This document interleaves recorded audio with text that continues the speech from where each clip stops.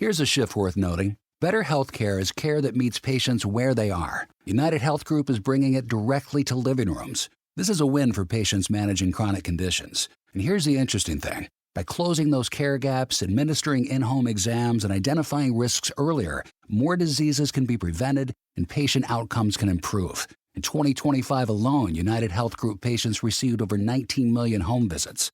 Learn more at unitedhealthgroup.com/commitment. Few things are as uplifting as the greatest moments in sports. And nothing brings us together quite like Team USA at the Olympic Winter Games. From NBC Universal's iconic storytelling to the innovative technology across Xfinity and Peacock, Comcast brings the Olympic Games home to America, sharing every moment with millions. When Team USA steps onto the world stage, we're not just watching, we're cheering together. This winter, we're all on the same team. Comcast, proud partner of Team USA.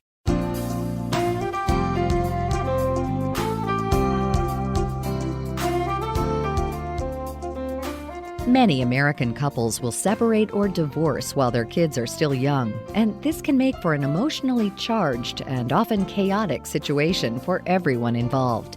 And there are a lot of concerns to address, such as deciding how the child will be cared for and where, what school will they attend, who will make healthcare decisions, and more. To help parents address these concerns in the best possible way for their children, Bonnell wrote The Co-Parent's Handbook, Raising Well-Adjusted, Resilient, and Resourceful Kids in a Two-Family Home, from Little Ones to Young Adults. Bonnell is a co-parent coach, and along with contributions by child specialist Kristen Little, she helps parents navigate the sometimes troubled waters of raising a child in two homes.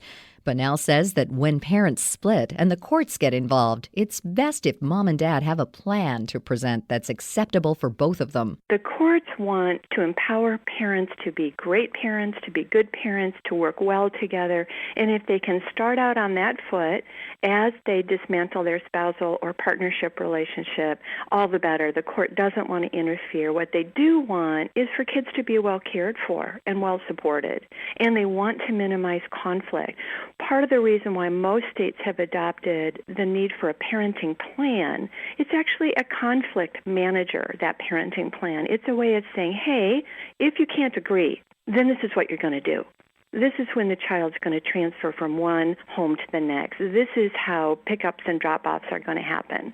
And so that's really the purpose. And the court is all about healthy kids hoping to have two-home families run smoothly for that outcome. She says that all of the disappointment, anger, and betrayal has to be set on the sideline when parents are around their children to keep the kids from having to bear the burden of their parents' discontent. Bonnell says that parents have a responsibility to not only be civil when they're with their children, but also make sure that their involvement in their lives creates an environment of stability and love. The biggest thing is, will I be loved? Will I be cared for? And am I going to lose a parent? If I know that I'll be loved and cared for and I'm not going to lose a parent, and my parents are going to be okay, that's another way that you can lose a parent, right? Somehow they're not okay. They're not financially stable enough. They're not emotionally stable enough. So there are lots of ways we can lose a parent. As we work with co-parents, we're ever cognizant of how this separation and divorce unfolds needs to take into consideration the okayness of the parents, the accessibility, and the engagement so that kids have the experience of, okay, I'm really scared, this is uncertain, and as time goes on, things restabilize, I'm secure again, I have my parents, life moves on. There are several potentially touchy situations when a child is cared for in two different homes. One is where the child will spend holidays, birthdays, and vacations. Bonnell says that splitting the child's time equally between homes can be detrimental to the child, even though it seems to the parents to be the right thing to do. I really work with co-parents not to count hours and days and overnights and a Saturday visit here and a Christmas there. Early on in separation and divorce, parents often do best if they can share some of the holidays. So let's just use Christmas as an example. You know, you have them for Christmas Eve and Christmas morning. Maybe I even come to your house where the children are in residence, and I come for that hour and a half of scented gifts. And then the kids and I leave, and they have Christmas dinner with me and my family. And that can work out beautifully for the first year or two, the first holiday season or two after the separation and divorce.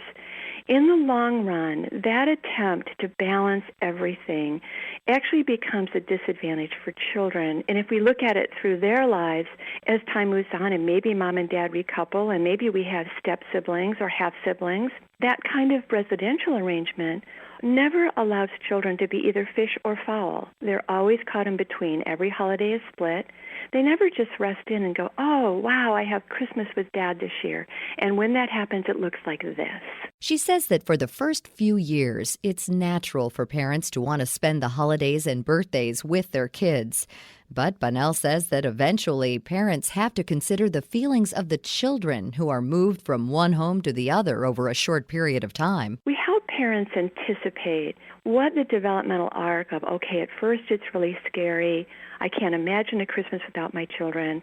And then evolving to a place of, I want everyone to be comfortable, including my children, not being pulled in and out every holiday, in some ways to meet the needs of parents more than parents feeling secure that children are loved and cared for wherever they are. Another situation co-parents can find themselves in is when one or both parents enter into new adult relationships. Bonnell says that it's best if parents ease into involving their children with a new romantic partner by introducing them as a friend for the first 3 months or so. Later, at 4 and 5 months, we might do a backyard barbecue, or we might have other kinds of limited engagements. But it's not until you're more certain that this person is hanging out on Saturdays and Sundays at the house or creating any sense of family. What we want to avoid for children who've been through a separation and a divorce is a repetitive experience of attaching or beginning to attach to someone and having them leave, often precipitously because they don't have insider information about why we might have broke up. So I just ask parents, be thoughtful about that and how they introduce their children to a new romantic partner and when. She also suggests that parents decide in advance who is going to break the news of a new romantic partner. Do you want to find out from each other first? Or do you want your children to return from residential time and going, hey, Mom has a new boyfriend, which might be fine. The other parent might stand there and go, I heard. That's really wonderful. I knew you were going to meet him. That might be more ideal. So do you want to know from each other ahead of time, or do you want to find out from the kids? And that's a choice point. Bonnell says that parents who have the best interests of the child at heart and who put their own emotions in check after a split rarely need to go back to court to resolve small issues. However, there are times when it's important to call in a third party to help get the child care routine back on track. My first recommendation when parents can tolerate this is to start with a co-parent coach or a mediator.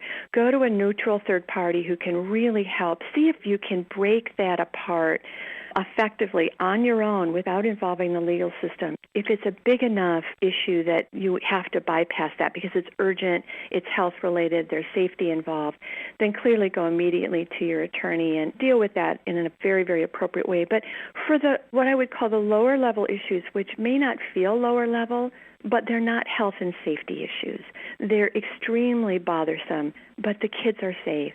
I would start with a lower-level intervention, which, again, a mediator, or you might bring two collaborative attorneys into the room who would give you some idea, what would the court say on this issue? How would the courts address this issue? So that, again, the co-parents really hold on to all of their power to resolve things on their own to the extent that they can. Divorce is tough for everyone. Parents, kids, and extended families. But Bonnell says that children who split their time between two homes can often benefit from the experience. Kids in two-home families often exceed their peers by about age 10 or 12. They're exceeding their peers in one-home families, often in skills like organization, self-management, often in terms of being able to manage age-appropriate household responsibilities. Part of that is when you have a parent in one home with children, you've got a team of three there, and then as they move over to their other parent's house, there's a team of three there, and they have to operate as a team.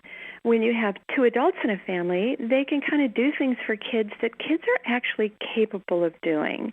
So when you only have one, It's a little bit more divide and conquer what needs to happen to keep the household running. So children in one-home families learn those skills. You can find out more about this topic and our guest, Karen Bonnell, by heading to viewpointsradio.org.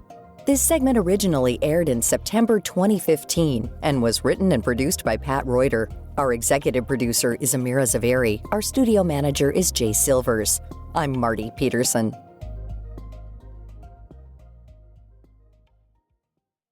Few things are as uplifting as the greatest moments in sports. And nothing brings us together quite like Team USA at the Olympic Winter Games. From NBC Universal's iconic storytelling to the innovative technology across Xfinity and Peacock, Comcast brings the Olympic Games home to America, sharing every moment with millions. When Team USA steps onto the world stage, we're not just watching, we're cheering together.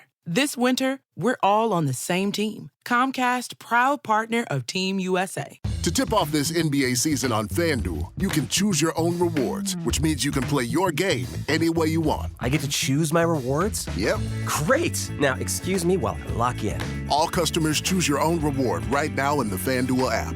21 plus and present in select states. 18 plus in Kentucky. Opt-in required. Rewards are non-withdrawable. Restrictions apply, including bonus and token expiration, leg requirement, and max wager amount. See full terms at FanDuel.com/sportsbook. Gambling problem? Call 1-800-GAMBLER.